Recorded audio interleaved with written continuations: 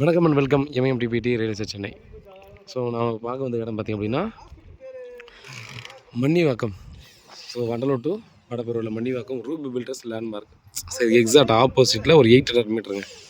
ஃபுல்லாக ரெசிடென்ஷியல் ஆகிட்டு வந்துட்டுருக்கு. இந்த இடம் ரொம்ப ஸ்பீடாக டெவலப் ஆகிக்கிற இந்த ஏரியாவில் பார்த்திங்கன்னா நமக்கு ஒரு 3 வீடு போட்டாங்க. அதில் வந்து 1 சேல்ஸ் ஆகிடுச்சு. ஃபஸ்ட்டு வீடு சேல்ஸ் ஆகிடுச்சு.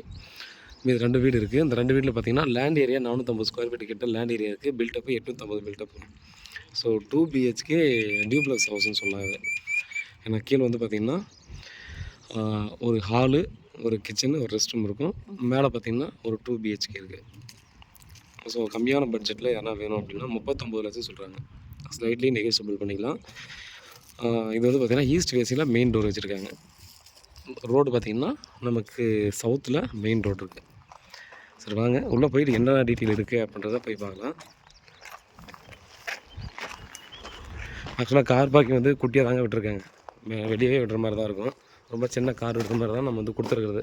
அதனால் மேக்ஸிமம் இங்கே கார் விடுறதுக்கான சான்சஸ் இருக்காது. அதெல்லாம் பார்த்திங்கன்னா எல்லாமும் இந்த ரோட்லேயே விடலாம். ரோடு வித்து வந்து பெரிய ரோடு வித்து தான். இது வந்து ஒரு இண்டிவிஜுவல் வீடு மாதிரி தாங்க நம்ம கொடுத்துருக்குறது.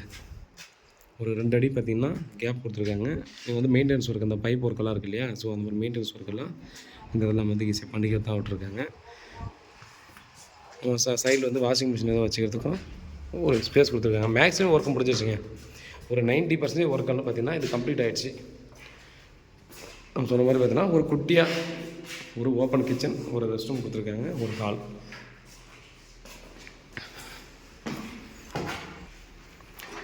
நம்ம சொன்ன மாதிரி பார்த்திங்கன்னா இங்கே ஒரு சின்னதாக ஒரு பெட்ரூம் கொடுத்துருக்காங்க. அட்டாச் பாத்ரூம், இதுக்கு ஒரு அட்டாச் பாத்ரூம் கொடுத்துருக்காங்க. இந்த பெட்ரூம் பார்த்தோன்னா ஒரு அட்டாச் பாத்ரூம், குட்டி குட்டி ரூமுங்க.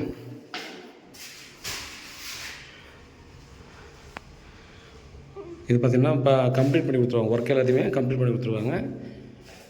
ஃபுல் அண்ட் ஃபுல் பார்த்திங்கன்னா ஃபர்னிஷ் ஒர்க் பண்ணி நம்ம வந்து கொடுத்துருவாங்க. ஒரு குட்டி பால்கனி இந்த இடத்துல ஒரு 4 அடி 5 அடி கேப்பில் ஒரு குட்டி பால்கனி கொடுத்துருக்காங்க. இதனால காற்றோட்டமான இடம்.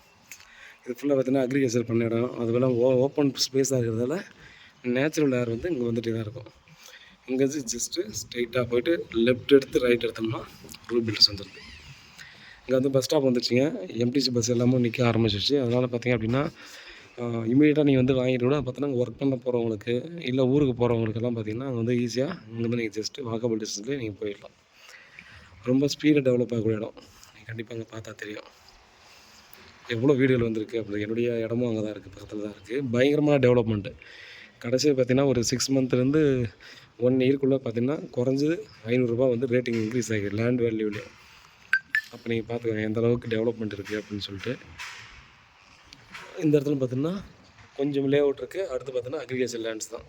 இந்த பக்கம் ஃபுல்லாகவே பார்த்திங்கன்னா ஒரு ரெசிடென்ஷியல் ஏரியா.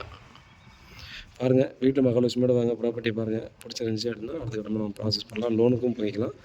வேறு ஏதாவது டவுட் இருந்தால் வாட்ஸ்அப் பண்ணி கால் பண்ணுங்கள். பதில் காத்துட்ருக்கேன். உண்மையாகவும் கொடுங்க. நன்றி.